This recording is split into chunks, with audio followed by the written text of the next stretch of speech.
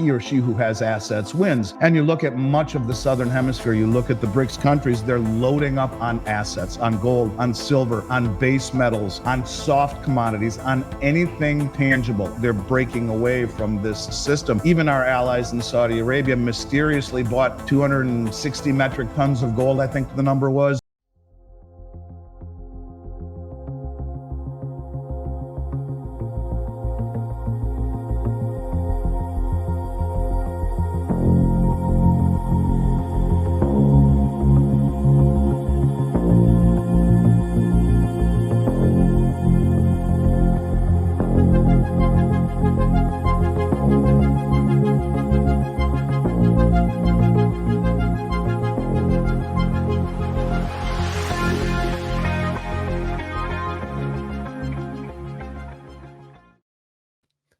Good morning, everyone. Welcome back. Today we are joined with our good friend, Andy Schectman from Miles Franklin Precious Metals. Please check the link in the description below. Andy, it's an absolute pleasure to have you back. How are you? Oh, you guys, it's good to be back with you both. I'm great. Thank you. It's a crazy time we're living in, but I can't think of two people I'd rather, discuss this with than you. So as always, thanks for having me. I appreciate it. We have a lot to talk about. Let's just get right into it. The Federal Reserve just cut rates by 50 basis points for the first time in 4 years. For those out there who don't know, cutting rates means that money becomes more easily accessible, but it's the institutions who do get the money first. And by the time it reaches to the public, purchasing power has already been devalued because every time we print more money, it takes a little bit of purchasing power from every other dollar already in existence. And I know some traders are optimistic about this, but it comes at a very high cost because that creates inflation and it devalues the currency even further. So it really benefits the top 1% who use this as an opportunity to really buy up the assets that the middle class, lower income people can't afford to hold on to. Andy, how do you see these rate cuts impacting the markets? And what does this overall mean for the dollar and the US economy? Yeah, I mean, it's called, well, what you're speaking of first and foremost is called the Cantillon effect. And the Cantillon effect is something that people should understand. When you just simply say it benefits the people at the top, the whole theory of the Cantillon effect is that it benefits the people closest to the money, like the hedge funds who can borrow money at next to nothing and plow it into assets and make a fortune on whatever it is that they're buying or jacking up in value because of all of the easy money, the low rates, and the ability for them to quickly get it and then apply it into assets. And the wealthy people, you guys, as you know, own assets. It's not about having big bank accounts, as I'm sure they do. It's about assets. And the Cantillon effect says those who have the ability to get that money first have a disproportionate benefit to the rest. And that's true. And to your point, by the time the money trickles on down through the system, it works itself out in the form of much higher inflation. And the people who can least afford that inflation are disproportionately affected in the cost of food and energy and housing and all the things that we see inflating as the asset prices have made the wealthy much wealthier. And it's absurd, if you ask me, you guys, for the Federal Reserve's Open Market Committee to think they know exactly where the interest rate should be based upon millions of savers and borrowers and spenders and manufacturers. The whole thing is quite absurd. And the CPI, which should be called the CP lie, is a worthless statistic. It's a worthless statistic. It's misleading. It's governmental propaganda, if you will, which is there to conceal their ridiculous and irresponsible spending. And they will continually change the metrics by which the CP lie are used or are using in order to figure out where inflation is. Like, for example, in April, a few months back, they took coffee out of the CPI because it had been up 80% year over year. I don't know what they replaced it with, maybe tea. But they have things like if steak is too expensive, they'll replace it with ground beef. All of this nonsense, which is being done in order to create this agenda that they have or to facilitate this inflationary agenda. And, what's interesting about it is that this is being done at a time where you have markets near all-time highs, where you have real estate priced much higher than it was in the 2006 peak. And yet they're still 60% off of their target rate of 2% inflation. So I guess what they want us to believe, or we're being gaslit into believing that they've won the battle on inflation. In fact, in my opinion, they've thrown the white flag the way that all governments do. And, look, they cut this right at a time we got gold, showing the reality of it. They tried to knock it down right after the cut. And here we are again right now, back to pretty damn near all-time highs at just about $2,590 an ounce, and silver over 31. I think it's an indictment to the system, and it's not to be surprised. And one last piece that I found really interesting is that they cut rates, and the back end of the yield curve, or the back end of the curve, goes up. In other words, the long bonds, the yields went up. In other words, that's the world saying, no, we really don't want your treasuries, especially you're a government that's creating $1 trillion in debt every 100 days, or in essence, 100,000 in debt every second, 24/7. It took 200 years to do that the first time. We're doing it now in 3 months. And yet we're going to pivot and lower rates. Why would anyone want to hold our treasuries of any duration? And even though it just went up a little bit, the fact that it did go up in the face of cutting of short-term rates, I think is somewhat emblematic of where we can expect things to go on a much larger scale. It's foolhardy, but that's what the Fed does, and that's what all governments have done since the beginning of time. And that is that they give into inflation instead of austerity, instead of making the tough choices. New York Times. Thanks for taking our questions. You and your colleagues in your economic projections today see the unemployment rate climbing to 4.4% and staying there. Obviously, historically, when the unemployment rate climbs that much over a relatively short period of time, it doesn't typically just stop. It continues increasing. And so I wonder if you can walk us through why you see the labor market stabilizing, sort of what's the mechanism there, and what do you see as the risks? So, again, the labor market is actually in solid condition. And our intention with our policy move today is to keep it there. You can say that about the whole economy. The U.S. economy is in good shape. It's growing at a solid pace. Inflation is coming down. The labor market is in a strong pace. We want to keep it there. That's what we're doing. Well, yeah. Bendel? It's a bunch of nonsense. First of all, unemployment is a lagging indicator, meaning by the time they pivot, we're already in a recession in terms of their reaction to lagging unemployment. You have recession indicators like the SAM rule, which talks about unemployment coming up, I think, on a 3-month moving average above 50 basis points. We're already above that from its low.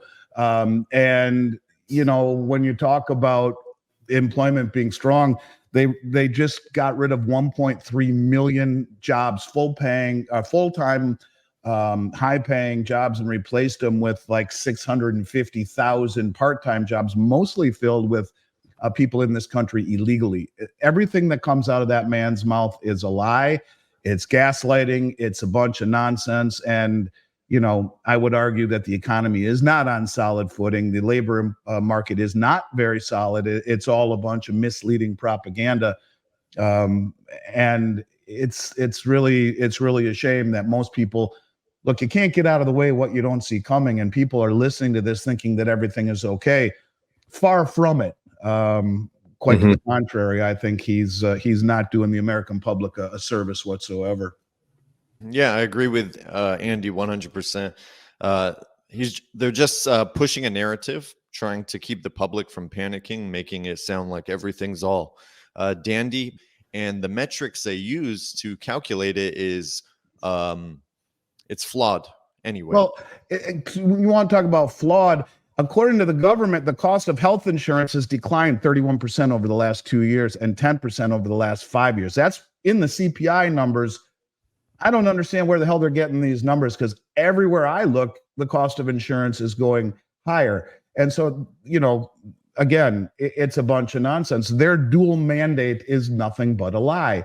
Whether you're talking about the real level of unemployment, I think it used to be called U6, I think, which, all the people who just stopped looking for work, they've given up, they fall off the charts, and they're now considered, they're not factored into the equation. And when you look at good paying jobs being shed, replaced with part-time jobs, the economy is not anywhere near as strong as they want us to believe. And, again, when you talk about revising nearly 1 million jobs last year, every target that they said they hit, in retrospect, they didn't hit. So between massaging and changing the numbers, look, John Williams of Shadow Stats will tell you flat out simply, you add 8 to the number or to the percentage of inflation that they tell you, which means we're at 11% inflation. And all he does, you guys, is measure inflation by the way it used to be calculated before they went on this spree of changing the numbers to fit this agenda. So we're at 11% inflation, and the unemployment rate is at least 3, 4, 5 times what they tell us. And the good paying jobs are disappearing, replaced with part-time jobs, many of which are being taken by people in this country illegally. It is not what they want us to believe. And that's the most important thing. And it sucks having to say this stuff, but it's true. Do a little digging yourself. Go listen to John Williams of shadowstats.com, and you'll hear all you need to hear. All of it factually based, simply based upon the metrics that they used to have in place, but they've now changed to fit this agenda of misinformation and flat out lying. I mean, the CP lie coming out of the Bureau of Labor Statistics. You got to take the L out of the Bureau of Labor Statistics. Just call it bullshit. The CP lie is issued by the bullshit. I mean, and that's really truly what it is, you guys. And sorry to be profane, but I think that's exactly what's happening. And it's sad because this is the information that gauges the way that a lot of business activity is then conducted, and it's just leading people down the wrong path. Can I just say one thing about the unemployment? You mentioned the part-time jobs. This is another thing that people can't really wrap their head around, but I'll just elaborate on it. So, for example, there's a lot of part-time jobs, okay? Not great jobs, not full-time jobs that pay well, that keep up with the currency debasement and inflation. So, for example, there could be multiple people or one person working 2 or 3 jobs. So there are more part-time jobs, okay, but that's actually one of the biggest signals that the economy is in even shittier shape than it was before. Because if you have to work more than one job just to keep up with rent, bills, and putting food on the table, it tells you all you need to know. That means people are really hurting and feeling the pain from their buying power just being obliterated. Right. To your point, we've now gone on 16, if not 17 straight months of part-time job gains, where the job creation that we are seeing is all part-time and at the expense of 1.5 million or so full-time jobs. So you're right. It's very, very, very misleading. And that's the point to take away from all of this is that not only have they been wrong going all the way back to 2008 when Bernanke told us the subprime crisis was contained, or that there was no inflation, or that it was transitory, or anything that they tell us, there won't be any rate cuts, there will be 4 rate cuts. I mean, everything they tell us is just wrong. And it's always lagging, or in retrospect, or in hindsight. And then they give us these numbers that Biden was touting as such a great economy. Look at the unemployment numbers, and then by the way, we were off by about 1 million jobs. Yeah, they corrected 818,000, but that doesn't take into account the 100 or 200,000 that they did throughout the year. We're over 1 million jobs that they just mysteriously pulled off the table after touting what a great economy it was. And then when you talk about inflation, well, if you're going to massage the numbers and say it's 3%, but look, you get 5% in a short-term treasury. Yeah, all is great, but when you realize that inflation is actually 11 or 12%, you're actually experience a negative real yield or a negative real return. Things are not as they are purported to be, and that's why you have to think as a contrarian. And this is not about becoming wealthy, you guys. This is getting out of the way of what's coming, and there are very few places to do it that are outside the matrix, that are outside the system. But you can see, if you look closely enough, that assets are leading the charge. And if you take a look at really what Zoltan Pozar said, this is a system about he or she who has assets wins. And you look at much of the Southern Hemisphere, you look at the BRICS countries, they're loading up on assets, on gold, on silver, on base metals, on soft commodities, on anything tangible. And they're breaking away from this system. Even our allies in Saudi Arabia mysteriously bought 260 metric tons of gold, I think the number was, here in August, and only because they were caught by the import-export numbers, they don't tell anybody. Or India, who just imported another massive amount of silver. Let me see the exact numbers that they purchased. They just purchased 1.3 billion dollars, or 45 million ounces in August alone, after purchasing damn near 700 million ounces in the last 2.5-3 years. This is a drive that we are seeing, because not only do they know that the numbers that we are talking about are nonsense, I think they are using this inherent dollar strength as an intent specifically to de-dollarize and accumulate the world's commodities. And we're seeing it over and over and over and over again without any mention by the Western media. That's why what you guys are doing is so important, waking up people's, collective understanding, if you will, of what is exactly happening, that you're not getting anywhere in the mainstream, even places like Fox News that people would go to thinking, well, it's going to tell you the truth. Not really. They're not really telling you much of anything. They're just fomenting more divisiveness that we see. You have to dig a little bit deeper to see that the big money, the most sophisticated money, the people that know the playbook, they are continually de-dollarizing, and doing so by shedding U.S. treasuries and buying commodities. And that's the most important thing here, is that this is a system that is moving from opaque debt promises, from an insolvent country who's at 125% debt to GDP and going around the world imposing sanctions, and transitioning to cooperative partnerships, and those who have commodities win at the end of the day. I think this is a trend that's just beginning. And accelerating. Yeah. And accelerating. Yeah, you're very right. well explained, Andy. Yeah. You're right. And you get this. This is really cool. Do you guys know who John Little is of the Pickaxe? I don't know if you know who he is, but he's a very interesting guy, a hell of a researcher. And he wrote something the other day. I read it, talking about how the Saudi Arabian Monetary Authority bought 160 tons of gold and was only discovered because of the import-export numbers, and that this purchase was done discreetly without public announcement or disclosure. Well, you wonder about how many countries are doing the same thing. They said China stopped buying gold for a couple months, and the import-export number said, no, that's not true. Here they are. It was a bunch of crap, obviously. And how many of these countries are using sovereign wealth funds or commercial banks to buy things like gold from entities that don't report to the IMF, like refineries in South Africa or in Switzerland, if purchased not by an entity like a government entity, it could be a commercial bank or a sovereign wealth fund, that's not reported to the IMF.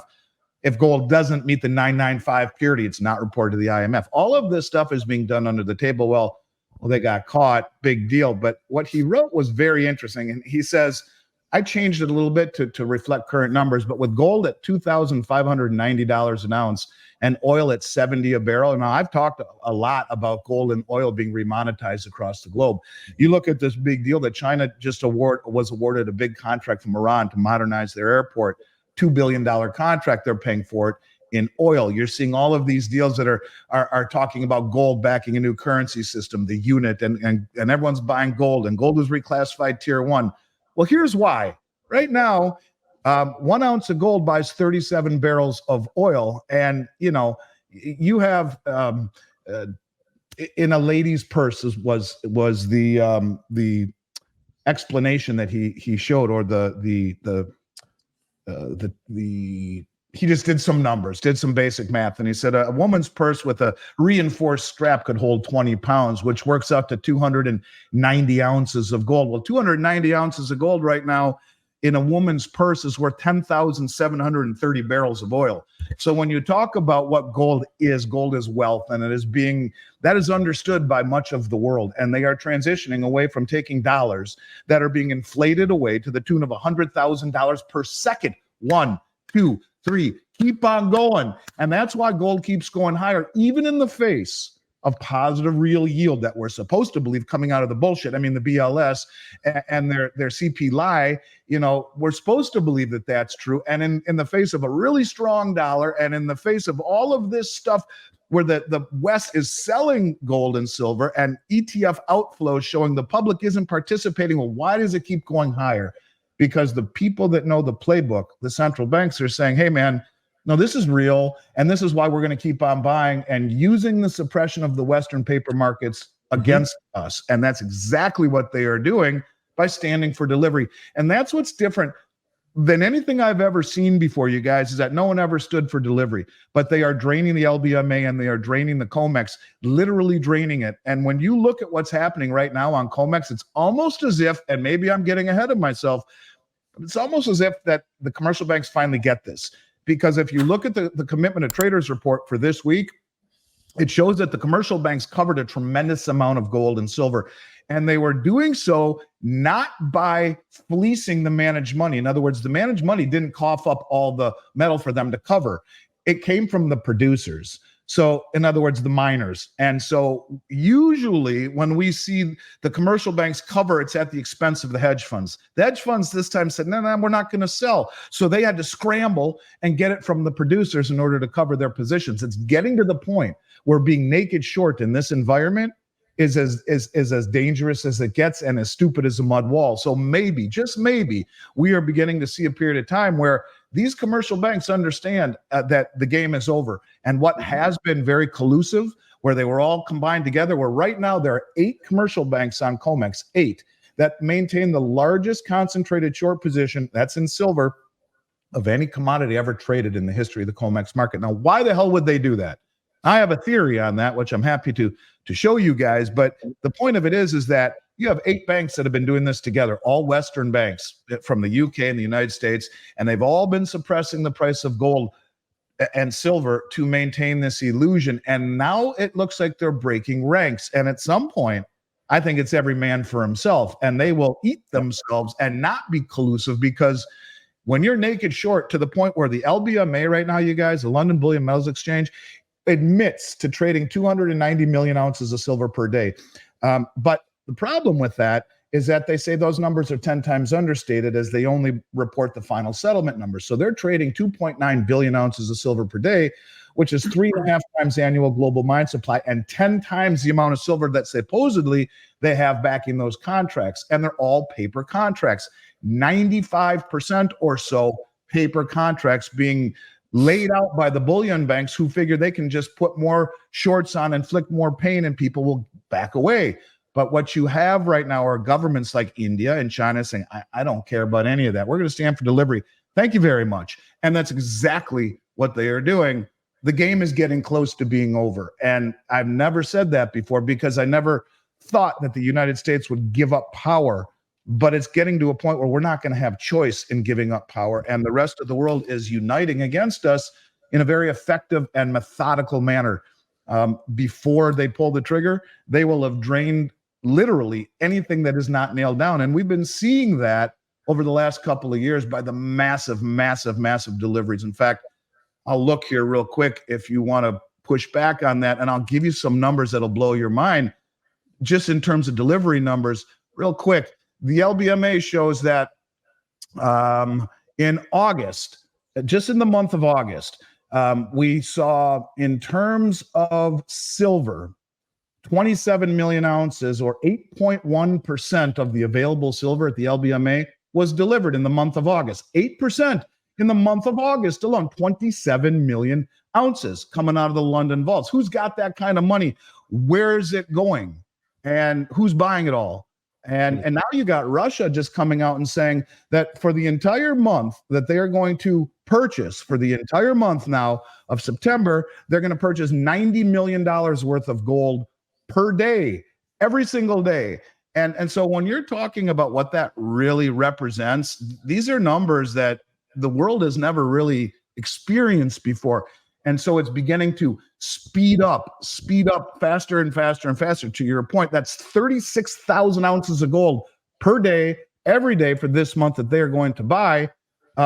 It's crazy. And one last thing, when you talk about since November 2020, when prior to that, I started talking right around that time about all the deliveries that were coming off of COMEX. That's when I really started doing podcasts.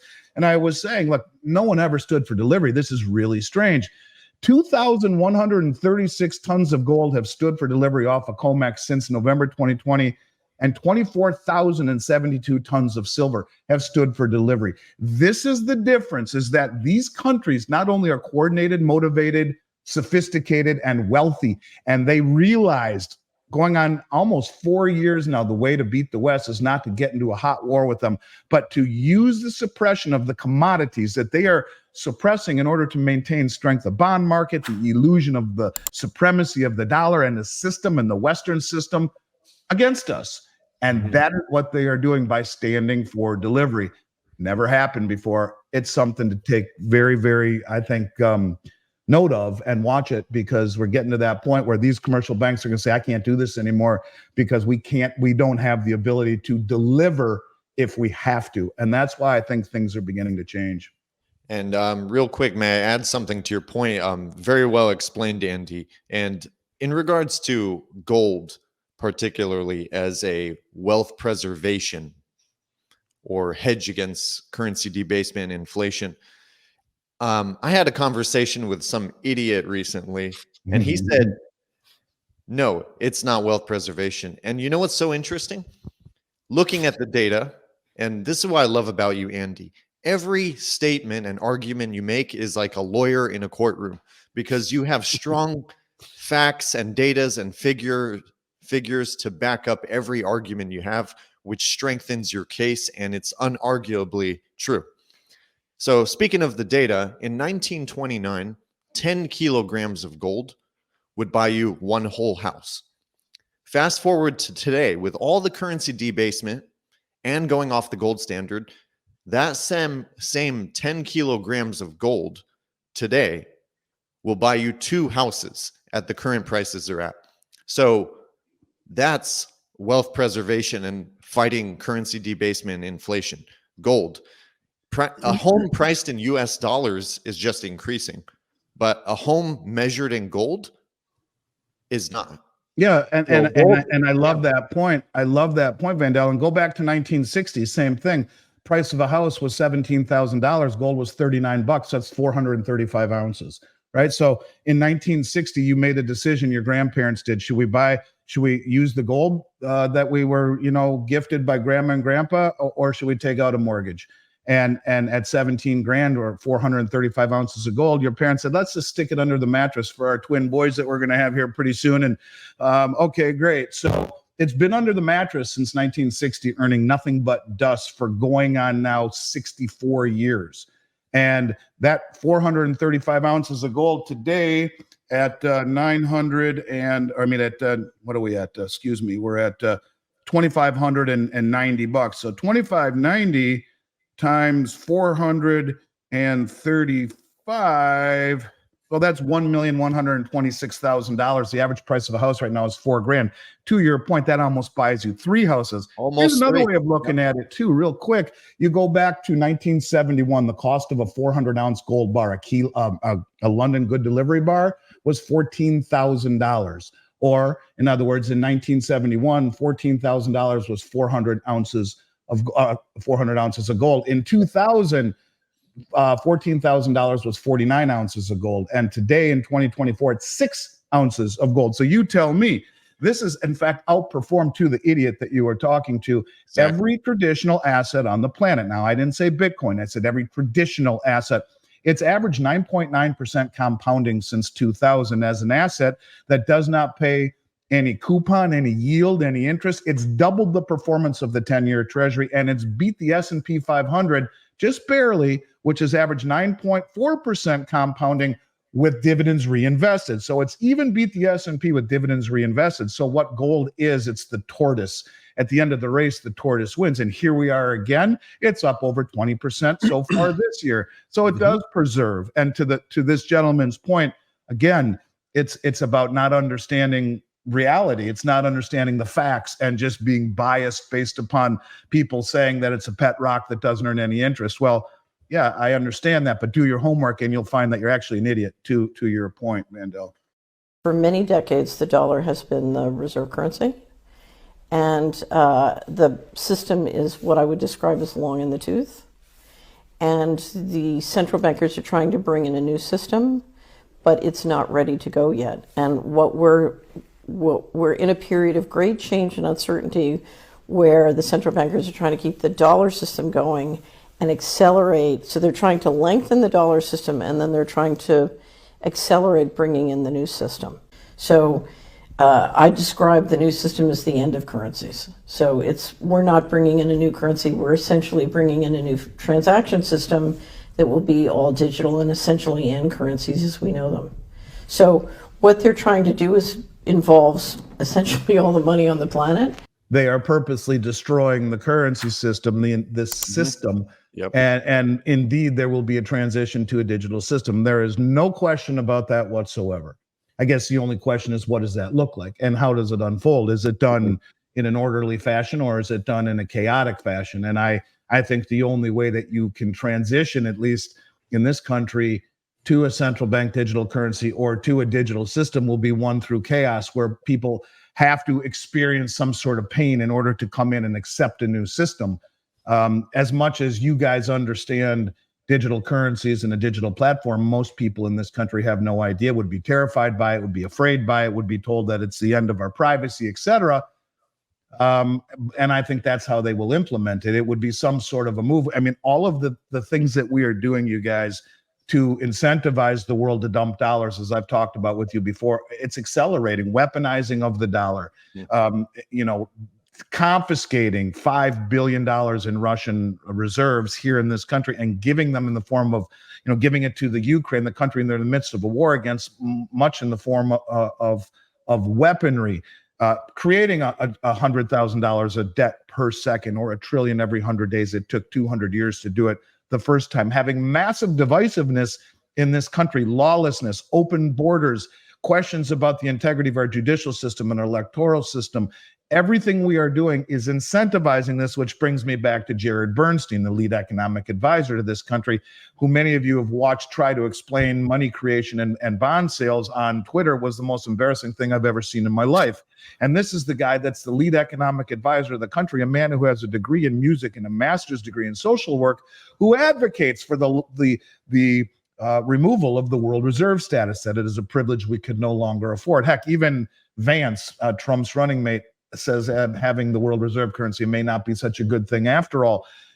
Both of the candidates are talking about low interest rates and a weak dollar, which is the worst thing that we can do. So we are moving towards a reset, and I think Trump understands that. But we are moving towards a reset where the dollar is no longer the world reserve currency, or at least not in its current fashion. And everything we are doing is incentivizing this because, little boys and girls who grew up around the world idolizing this country, wanting to wear Levi's jeans and come here and enjoy the freedom and listen to rock and roll and do the things that we have been privileged to do in this country. Well, if that was the case, I think we could probably pull ourselves up from this mess that we're in and try and fix it. But you look around and see what's happening in this country on a larger scale, and the people around the world are saying, what the hell's happening in this country? And so you put it together with massive, horrible monetary policy, brain dead monetary policy, incredibly irresponsible fiscal policy, and then the lawlessness and the open borders and the elections and the judicial system, all of this stuff where, half of the world is thinking, I don't know if it's legit anymore. And then we're 123% debt to GDP. When I was young in this business, you guys, I've been doing this for 35 years in February. It'll be 35 years. But when I was young in this business, if you're over 100% debt to GDP, you're a banana republic, especially if you have questions surrounding your elections and around your judicial system. And now, we fit the model of a banana republic, and you add into it all this nonsense we're doing around the world, we're going to experience a reset. And that's why you see the biggest money in the world, the central banks, going out of their way to strike contracts for other forms of trade and settlement, which would supersede or get rid of the intermediary system, the SWIFT system, to sidestep it, to sidestep the Western hegemony. That's why you're seeing all of these countries go on a massive buying spree of commodities and stand for delivery. And the only reason they're not bitching right now about the Western manipulation is that they are using the manipulation against us in every single commodity. And it's not just precious metals. China just bought the LME, the London Metals Exchange, which are all the base metals, the copper, the zinc, and now they're building warehouses in China to stockpile them. And all of the deals they're striking through the Belt Road, 150 plus countries, the majority of them are resource rich and underdeveloped. So they build the infrastructure and they pull the commodities out of the ground to industrialize these countries, to make them wealthy and to take a piece of it.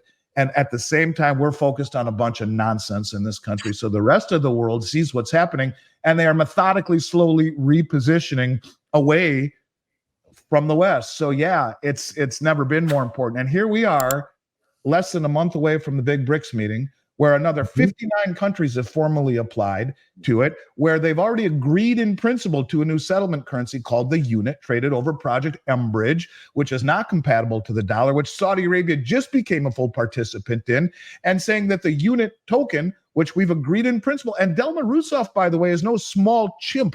She's the former president of Brazil and the head of the BRICS New Development Bank. Yes, in principle, we've agreed to this new settlement system, which will be 40% gold-backed and redeemable. All of the things that you're talking about are happening. Now, I have a question for you, all right, because this is something that I want to try and understand. And maybe if anyone can answer it, it's you guys. And I have much respect for the research you guys do. And I know very, very well how much research you guys have done. Just in what you've sent me over the last few years, I know how deep you dig. All right, so Delma says we're going to use Project Bridge, which is a cross-border payment system that evades, if you will, SWIFT, and allows these countries to trade with one another using CBDCs outside the realm of the West. It was designed and developed by China, Hong Kong, Thailand, and the UAE. Interesting, the UAE, of course, has just joined BRICS, along with the other countries that were admitted here last year. They're the 7th largest producer of oil in the world. They're an OPEC country. They said, we don't want to take dollars for oil anymore just a few months ago. They're a big player. And now you have Saudi Arabia sign on as a full participant. Huge deal. Dilma Rousseff says that this new unit token will trade over Project Bridge. Explain to me, where does XRP fit into Project Bridge? Does it have a role with Project Bridge? This document from the Bank of International Settlements talks about Project Bridge and that the Saudi Central Bank is a full participant in Project Bridge. We got the same document talking about Russia as well, very similar to this one. Now, in 2018, we got a document like this. Saudi Arabia Central Bank signs blockchain deal with Ripple. The thing is, what people need to understand is that there's no political bias for the digital asset XRP. I can, of course, go on forever about. Well, no, I mean, maybe that's the moment that everyone has been waiting for regarding XRP and Ripple Labs and whatnot, because, look, we're less than a month away from this meeting where she did say that indeed they've agreed in principle, and supposedly sometime in the next week there is a meeting in China to help ratify this and then bring it to the big meeting in October. But there's no question in my mind that something like this is coming. And, it's one of these deals that we'll wake up on a Monday morning and see a new reality, much like the way that the yen collapsed, the carry trade collapsed on a Sunday night, Monday morning, you wake up to a new reality.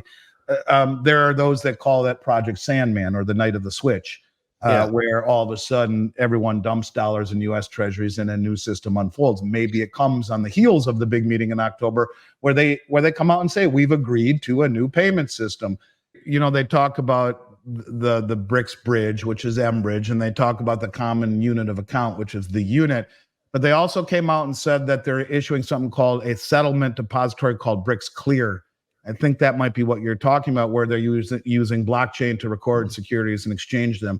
Question is, are they going to use securities the same way as they will, or in the same vein as they would stablecoin? That I'm not quite sure. But to your point, and I think to this whole discussion, we are moving to a system that is moving away from traditional forms of settlement, traditional forms of currency, and the game is changing. And I think, kind of like a roll of toilet paper that gets close to the end, and you start to see it spinning faster, and you start to see the cardboard.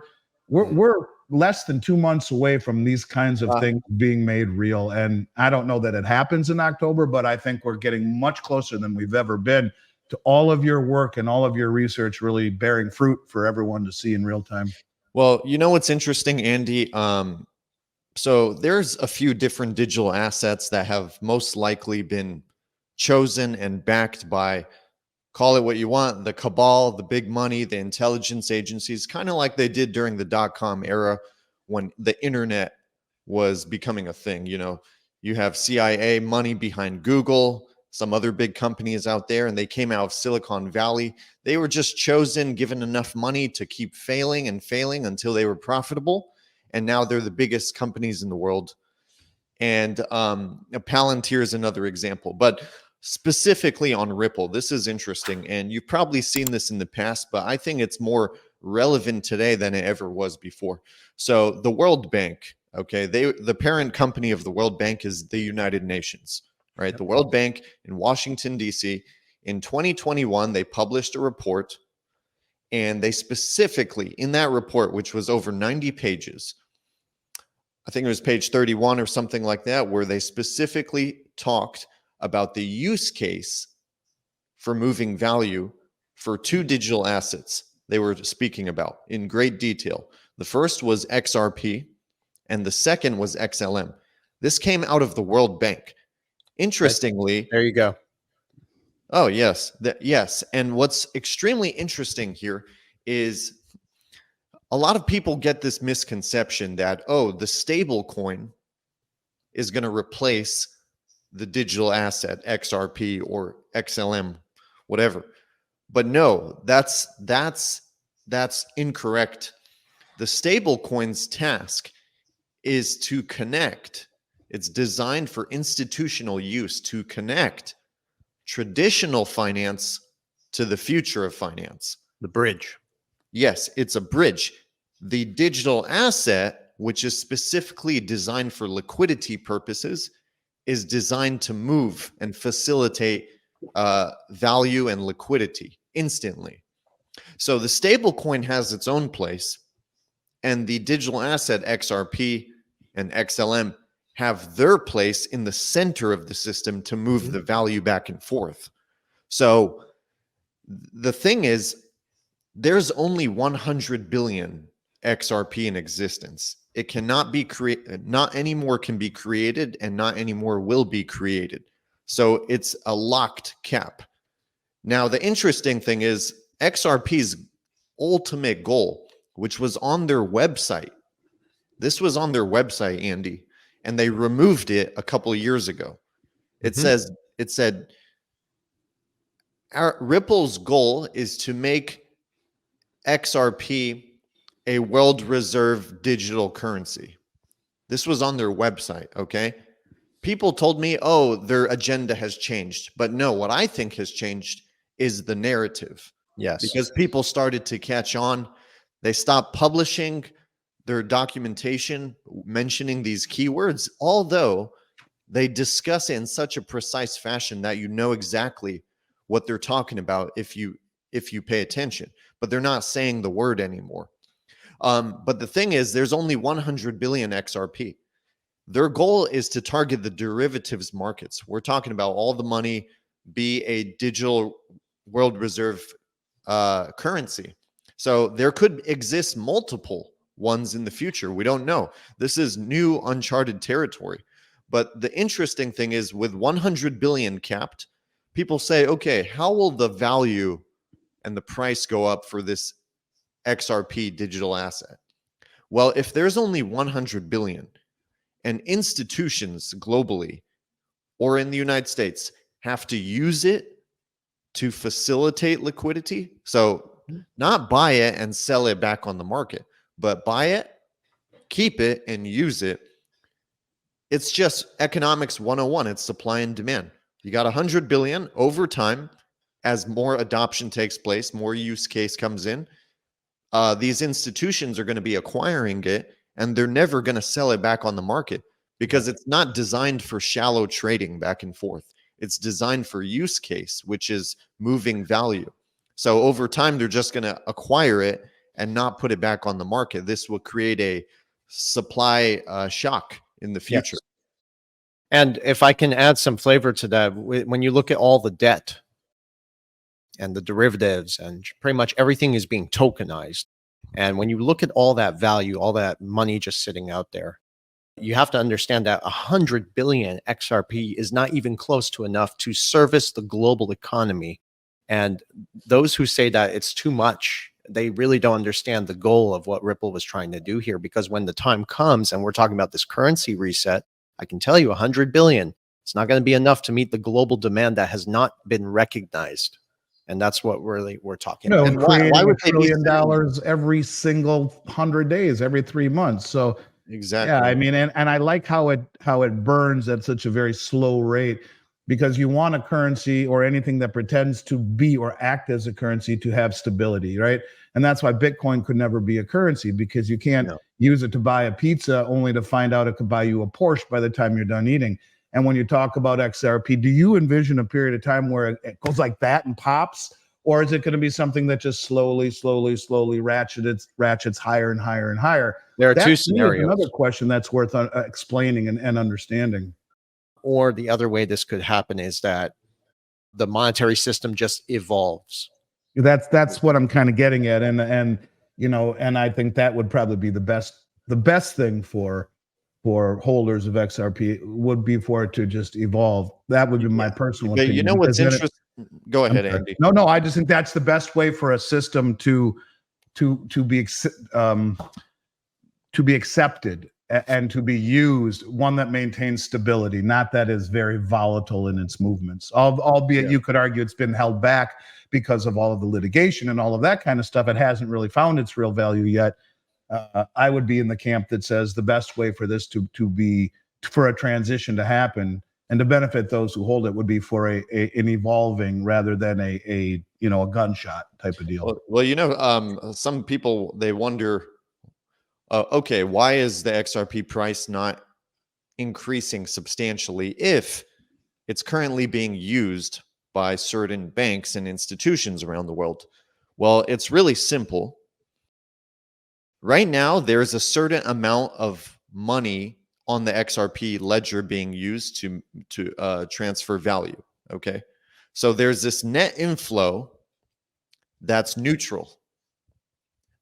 Now, the more the net inflow increases, the more money coming onto the ledger, the higher the price will increase in value.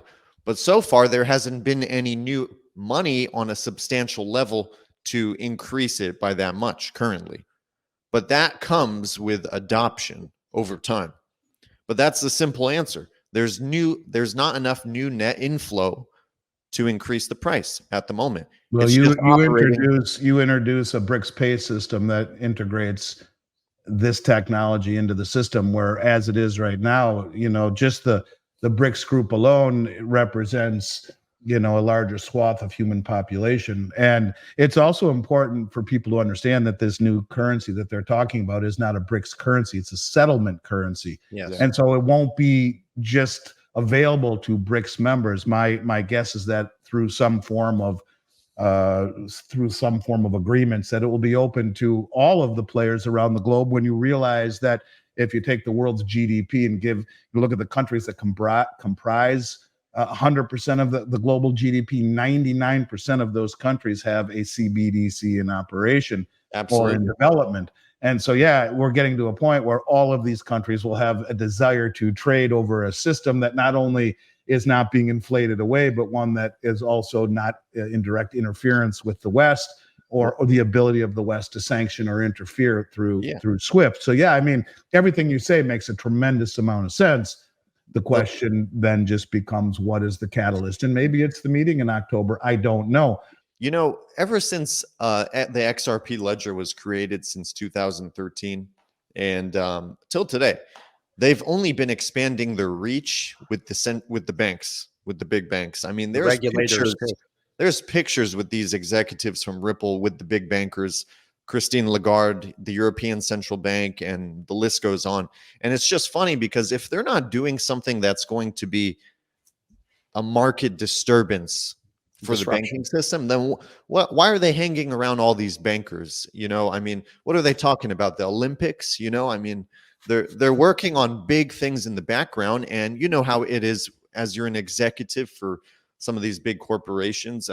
There's non-disclosure agreements in place, when you can't talk about certain things. And a lot of times you have to use misdirection to keep people off from really understanding what's going on. It's just strategical, and it's the nature of business on that scale.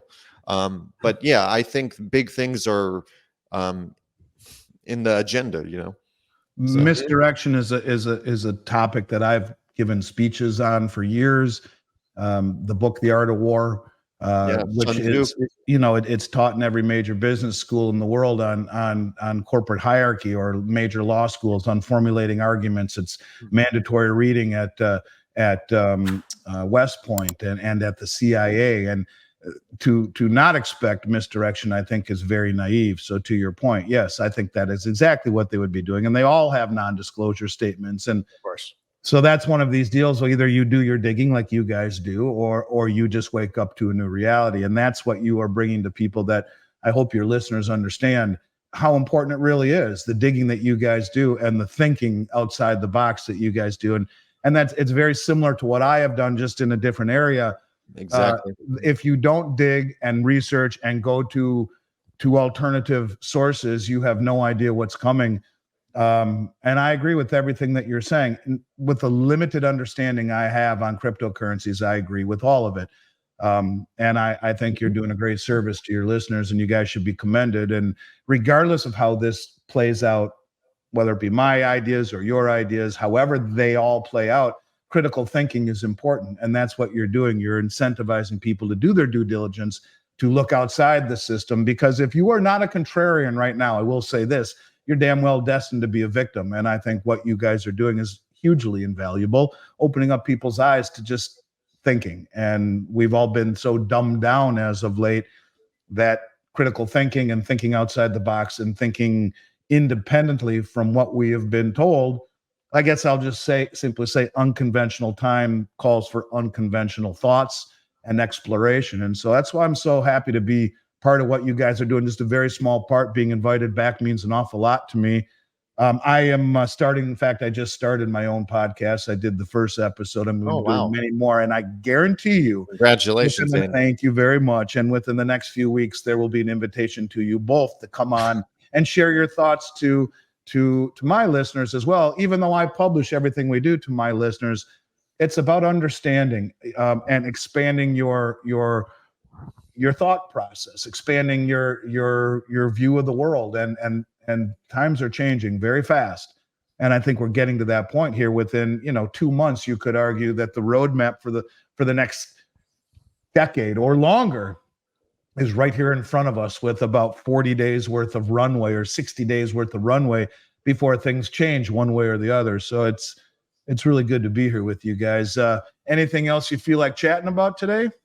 I think we covered pretty much everything. We'll just wait and see what happens with the BRICS Summit. I believe that's October 22nd, if I'm not mistaken. Yep, it is. And it's going to be a big deal. Like I said, 59 countries have applied formally. You have Dilma Rousseff saying they've agreed in theory to a new system. Yeah, things are beginning to move in a way that I think will catch most people by surprise. So that's why it's so great to be here with you guys chatting and even opening when I come on with you guys, my eyes and my mind is expanded more so than just about anyone else that I go on with. And I don't discount or dismiss anything that you guys are saying. In fact, I think it makes great sense and fits very tightly with what I'm talking about. And so, I just want to thank you as well, not only to be on your show, but to learn from you guys. You're doing a hell of a job, and keep doing what you're doing. It's a real honor to be a small part of it. Well, thank you very much, Andy. It means a lot coming from you. And we'll really be sure to subscribe to your podcast. And everybody, I'll put that link in the description below as well. It's called Little by Little with Andy. Little by Little with Andy Schectman. My favorite. I like it. My favorite term is little by little, then all at once. Logarithmic decay, and that's what's happening. Whether it be societal, whether it be changing the whole economic system, the monetary system, everything around us. Like even the concept of censorship, right? I mean, when you guys were young, you could say whatever the hell you want, First Amendment rights, right? And then little by little, it's changing. Yeah. And you have to be careful of what you're saying and how you say it and where you say it. And it just seems that is a very appropriate phrase in everything that we see happening, little by little changes, and then bang, all at once. And destroyed comedy. That bang, don't know when that bang is, but maybe you guys have a better idea when it is, but I think it's coming. The world is changing. It's accelerating. And I think what we talked about is really just the cloud pivot strategy. divide and conquer. We talked about this before too. So the fight ahead isn't really just about wealth. It's about sovereignty. And I mean real sovereignty. That's from within, real freedom, individuality, because that's the very essence what it means to be a human being. Absolutely. And Cloward Piven, look what's happening in the UK. Look what's happening in France. Right. Look what's happening here. It's the same playbook. I mean, it's the whole Western system is being dragged down. And how many people even know Cloward Piven? So thanks for bringing that up. I think it's fantastic. University of Columbia. If you guys ever make it down to Southern Florida, man, I would love to share a couple bottles of wine and a steak dinner with you guys and just talk. And if I ever get, over to Texas again, you guys will be the first people I call. But again, thanks for having me on, you guys. You will be on my show. I'd love to come back with you again. There's so much happening. We'll have a chance to reflect on all the changes in a very short period of time. But anyways, thank you very much. And I look forward to chatting with you guys again real soon. Thank you very much. And thank our audience as well. Thank you, Andy. Yep. All right. Take care, Andy. Well, talking to you, brother. You guys be well, man. Take it easy. Talk to you soon. Yep. Bye-bye.